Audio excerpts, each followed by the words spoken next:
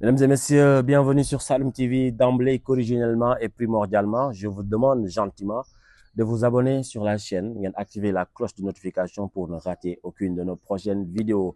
Alors, le Sénégal croisera le fer avec l'Égypte en demi-finale dans quelques heures, Inch'Allah. nga xamante ni match bi ñëpp dañ koy xaar mu nekk un match au goût de revanche, de vengeance pour les Égyptiens. ñu war a ñëw jël seen revanche, ñun ñoo leen xañoon Coupe d'Afrique en 2022. ñu war a ñëw venger wu, ñun ñoo leen gagné woon qualification coupe du monde tax qualifié wuñ ci mondial bi passé mu nekk kon loo xamante ni dafa métti égyptiens yi ba tey muy match bu am solo.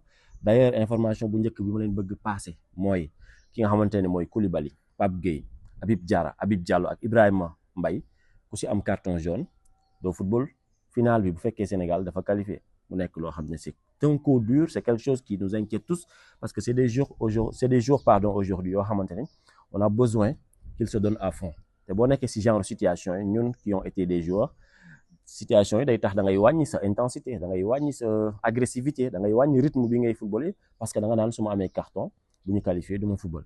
Donc c'est dommage, man yaakaaroon naa ne yooyu bu ñu demee final dañ koy supprimer parce que déggoon naa rumeur yooyu noonu ne loolu demi-finale la yem wala je sais pas quart de finale, mais sànq laa gisaat ces informations là dans des sites différents, des sites officiels et fiables.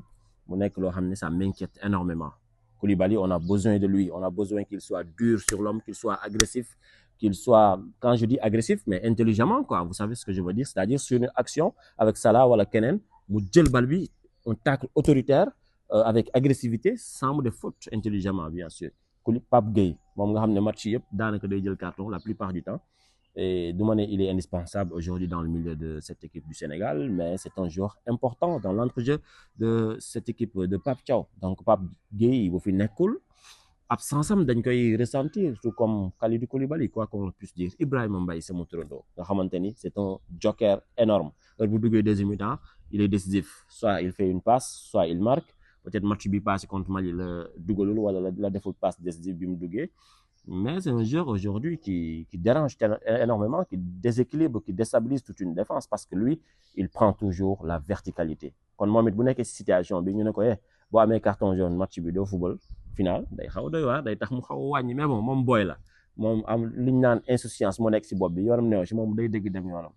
te defe naa sax défenseur am carton jaune moo gën a yomb attaquant bu am carton jaune, à moins que nga mel ni Osimhen di wax rek il râle trop ce gars, mais je l'aime bien. Alors mu ngi noonu, c'est un match en tout cas qu'on attend tous, c'est un match décisif important xamante ni ay équipe yoo xamante ni dañuy tase si année yu mujj dañuy tase lu bëri.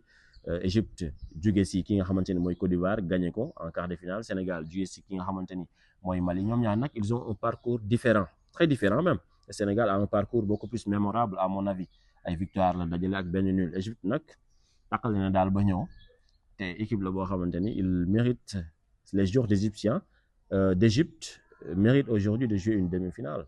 Maintenant, c'est un duel entre deux anciens amis, deux anciens partenaires coéquipiers, Mohamed Salah ak Sadio Mané. Vous connaissez seen histoire ak Liverpool et tout, ay gagnent lañu ñoom ñaar ñëpp, ay vétérans lañu. Salah c'est le meilleur joueur de l'histoire de l'Égypte, donc il aura à cœur de gagner quelque chose avec son pays, quoi. Salah musul gagné Coupe d'Afrique. Salah gagné na lépp daanaka, gagné na Ligue des Champions, Premier League, gagné na lépp. Lenn moo ko manqué si dëkkam muy CAN, loolu rek la bëgg gagné.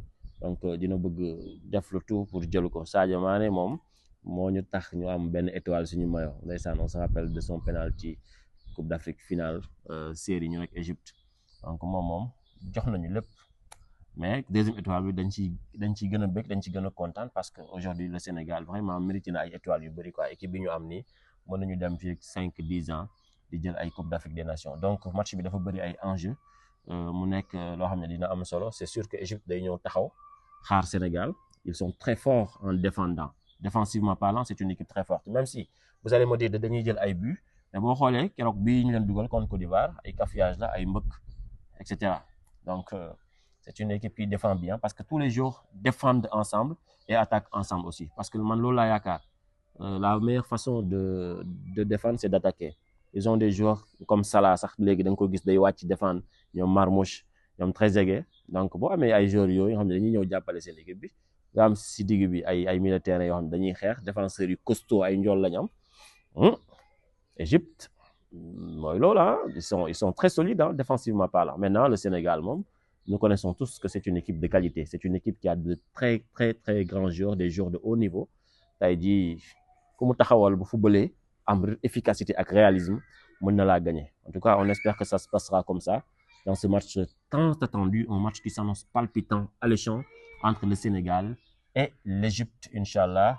Donc, am na sax benn classement bu ma gis, c'est un 11 probable. ñenn ñi ñoo ngi ko doon proposé muy classement bi ma leen envoyé. Il y a pas de changement au niveau de la défense. Koulibaly, Niakhaté, la paire centrale, Crépin à droite, El Hadj Malick à gauche, Mendy dans les buts bien sûr, Pape Gueye ak Gana Gueye milieu bi, ñu jiital Iliman Ndiaye comme 10 si kaw Sadio, Ismaïla ak Nicolas Jackson. Pour man c'est un classement normal hein. Pour man baax na, man de ça me convient. Baax na Jackson ak Ismaïla Sarr, Sénégalais yi nee nañ bii mooy seen sànni tàccu maanaam c'est leur dernière chance. Donc ils doivent se montrer vraiment impactants parce qu'aujourd'hui quoi qu'on puisse dire, le peuple sénégalais a trop attendu. Mais quoi que l'on puisse dire aussi, le public sénégalais bi dafa nekk un public exigeant. Mën na la bàyyi ngay def lu la neex mais par moment il faut que nga def dara te espérer nañu bu dee classement bi le Pape Thiaw teg yéene nañu Jackson ak Ismaïla ak ñeneen ñëpp ñu nekk au top, ñu nekk seen jour quoi. Ismaïla il a le talent, il a la vitesse, la rapidité. Donc Ismaïla Sarr na xaw a am benn fulla bi xam nga. Vraiment, man j'ai pas l'habitude de critiquer des joueurs. J'ai été joueur, je sais ce qu'il a. Bon, je sais bien. Voilà, je comprends un tout petit peu nu muy demee. ñoom ñoo ñu gën a bëgg dugal, ñoo ñu gën a bëgg gagner, mais quand même parfois lañ ci boole toute lucidité quoi. Jackson kenn dàq ko football équipe nationale. Il est très impactant. Ay déplacement rek mën na gagner équipe. Donc c'est un joueur aujourd'hui qui fait du bien à l'équipe du Sénégal moo tax ñu koy teg parce que c'est pas un attaquant qui est là qui fixe comme benn Giroud, voilà, je sais pas, mais c'est un attaquant qui déborde, qui bouge, qui déstabilise, qui déséquilibre, qui dérange une défense. Day ñëw ba si milieu terrain bi di football loolu sax gis nañu manqué woon nañu contre Mali. Donc Jackson c'est un très bon joueur, un très bon attaquant, mais attaquant nag ce rôle primitif lan la dugal. Kon Jackson del dugal loolu kese moo la manqué. Sadio moom amul luñ koy wax. Il est incroyable, il est dans la ligne de ce qu'il fait de bien depuis le début de la compétition. Vamos Sadio Mané, on t'aime beaucoup. On espère que ça se passera bien. On se donne rendez-vous, Inch'Allah, avant le match. On fera peut-être débrief avant le match, bu classement yi génneeg yooyu. Comme ça, ñu xool ce que ça va donner entre Égypte et le Sénégal. Le match attendu, tant attendu sax d'ailleurs, Inch'Allah. Première demi-finale, Coupe d'Afrique des Nations bi. Bu match boobu jeexee, Maroc dina football ak Nigeria. Demi-finale, ku gagné itam, ñoom ñëpp ñu tase finale ñoom ñaar. Inch'Allah, ce sera le 18 janvier, dimanche bii di ñëw, Inch'Allah. À partir de 19h. Portez-vous bien et prenez bien soin des vôtres comme ni ma ko tijjee woon. maa ngi leen koy ñaan gentiment abonné leen si compte bi Inch'Allah bu ko defee ngeen gën ñu may force, gën ñu may doole, gën ñu may envie ñuy continuer.